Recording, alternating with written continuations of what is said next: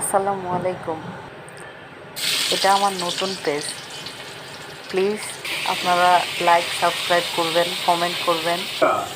আর এই রান্নাটা হচ্ছে মাছ না ভেজে আমি রান্না করছি।